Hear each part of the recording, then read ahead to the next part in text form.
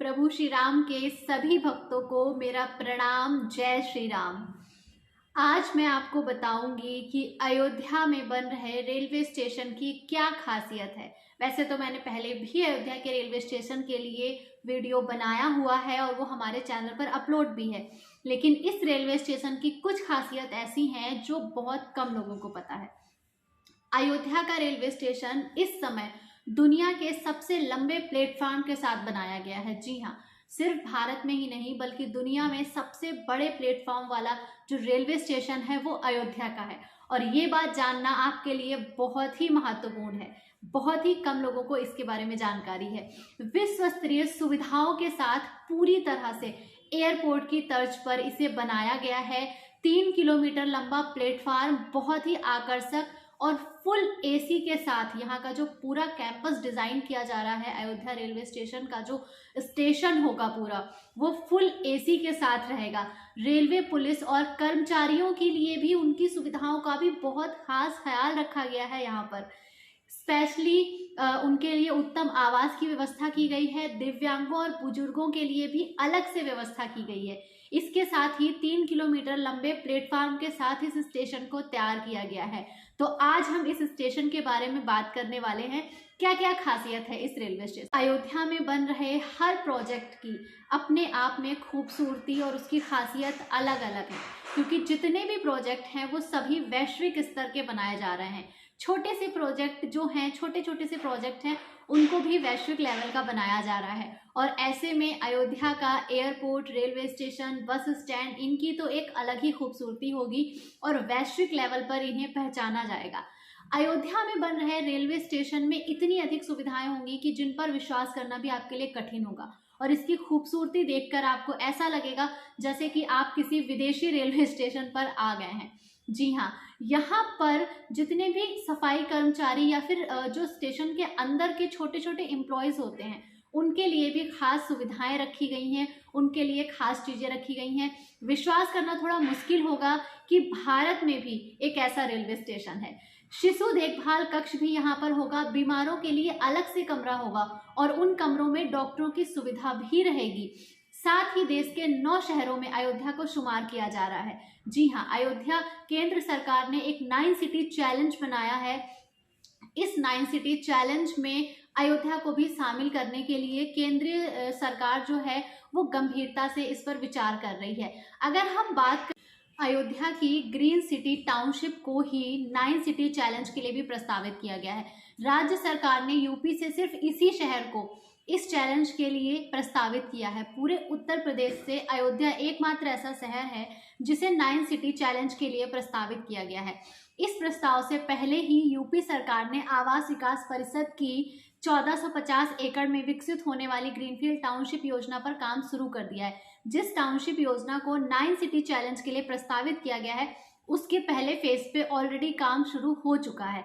इसमें सब कुछ अंतर्राष्ट्रीय स्तर का होगा। इस ग्रीनफील्ड टाउनशिप को लेकर के मैंने एक पूरी कंप्लीट वीडियो बनाई है जिसमें इस ग्रीनफील्ड टाउनशिप की कंप्लीट पूरी इंफॉर्मेशन है, तो आप हमारे चैनल पर जाकर उसको भी देख सकते हैं। इसमें सड़क, ड्रेनेज, सीवर, कूड़ा एकत्रीकरण व निस्तारण, सोलर सिस्टम, बिजली समेत तमाम जन सुविधाएं अंतरराष्ट्रीय लेवल की होंगी। अब इसी योजना को केंद्र को प्रस्तावित कर दिया गया है। गोरखपुर लखनऊ हाईवे पर श्री राम जन्मभूमि से मात्र 6 किलोमीटर डिस्टेंस पर ये प्रोजेक्ट है, जिसके अंदर हमारे जो भारत के 35 राज्य हैं उनकी एम्बेसीज भी बनाई जा रही हैं। साथ ही अन्य 81 देशों की एम्बेसीज का प्रोजेक्ट भी इसमें है। साथ ही अगर हम बात करें अयोध्या रेलवे स्टेशन की, तो अपने महत्व के कारण ही देश के रेल मानचित्र पर एक विशेष स्थान जो है वो अयोध्या रेलवे स्टेशन को मिलेगा। भारतीय रेलवे देश भर के यात्रियों की आवाजाही में जरूरतों और जिम्मेदारियों को पूरा करने के लिए कई ट्रेनों का संचालन कर रही है, जिससे कि लोग आसानी से प्रभु श्री राम के दर्शन करने के लिए अयोध्या आ सकें।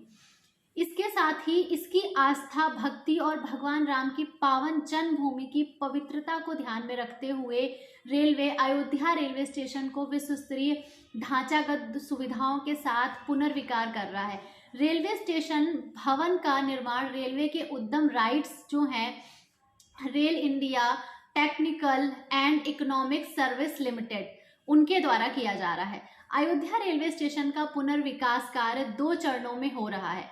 1 चरण और 2 चरण, 2 चरणों में इसका जो विकास कार्य है वो किया जा रहा है। पहले चरण का काम तो काफी पहले ही पूरा हो चुका है। प्रेजेंट टाइम में अयोध्या में दूसरे चरण का काम भी किया जा रहा है। इसकी भव्यता और इसकी सुंदरता देखते ही बनेगी। जब भी आप अयोध्या विजिट करें तो अयोध्या के रेलवे स्टेशन को आप जरूर देखें, भले ही आप किसी भी माध्यम से अयोध्या आए हों, क्योंकि इसकी भव्यता जो है वो आपको एहसास कराएगी कि अयोध्या कितनी बदल चुकी है। इसके अलावा पहले चरण में प्लेटफॉर्म नंबर 1, 2, 3 का काम किया गया था। सर्कुलेटिंग एरिया और होल्डिंग एरिया पर विकास गतिविधियां जो हैं वो कराई गई थी। अगर हम दूसरे चरण की बात करें तो अन्य सुविधाओं के निर्माण के साथ साथ नया स्टेशन भवन, प्रतीक्षालय विस्तार और वातानुकूलित सुविधाओं के साथ शौचालय की सुविधा का भी यहाँ पर खास ध्यान रखा गया है। हर स्तर के लोगों के लिए यहाँ पर खूबसूरत कमरे भी बनाए जा रहे हैं। इन कमरों को हम बेसिकली अगर देखें तो यहाँ पर छोटे छोटे से बेड्स दिए जाएंगे। जैसे कि आप किसी एसी बस में जब सफ़र करते हैं तो वहाँ पर आपको रेस्ट करने के लिए जो बेड प्रोवाइड कराए जाते हैं, तो इन कमरों में उस तरह के ये रेस्ट रूम के रूप में बनाए जाएंगे और यहाँ पर आपको बेड्स प्रोवाइड होंगे, जिससे कि अगर आप रुकना चाहें तो आप यहाँ पर रुक भी सकते हैं। पुनर्विकास परियोजना में 1 फुट ओवर ब्रिज होगा, फूड प्लाजा, दुकानें, वीआईपी लाउंज का निर्माण भी शामिल है। सभागार और विशेष अतिथि गृह भी इसके अंदर शामिल किए गए हैं। तो ये थी अयोध्या रेलवे स्टेशन के साथ साथ और भी काफ़ी सारी चीज़ों की एक जानकारी जो मैंने आप तक पहुंचाई है। अयोध्या को भव्य बनाए जाने की श्रेणी में हर एक अपडेट मैं आप तक पहुंचाने का प्रयास करती हूं और ये भी कोशिश करती हूं कि चीज़ें, जानकारी जो है वो सही पहुंचे आप तक। तो आप चैनल को सब्सक्राइब करके और शेयर करके हमारा सहयोग करें। साथ ही अयोध्या में प्रॉपर्टी खरीदने के लिए रुचि रखने वालों तक अयोध्या के बारे में सही जानकारी पहुंचाना हमारा लक्ष्य है, क्योंकि आप बाहर से अयोध्या में अगर आ रहे हैं तो सिर्फ और सिर्फ प्रभु श्री राम की वजह से ही आ रहे हैं। कहीं ना कहीं आपकी आस्था उनसे जुड़ी हुई है। अयोध्या में आने के बाद अगर आपके साथ कुछ गलत होता है, अगर आपका पैसा वहां पर इन्वेस्ट करने के बाद मारा जाता है या गलत जगह पर अगर आप इन्वेस्ट करते हैं, तो कुल मिला के आपकी प्रभु श्री राम के प्रति जो आस्था है उसको काफ़ी गहरी ठेस पहुंचेगी।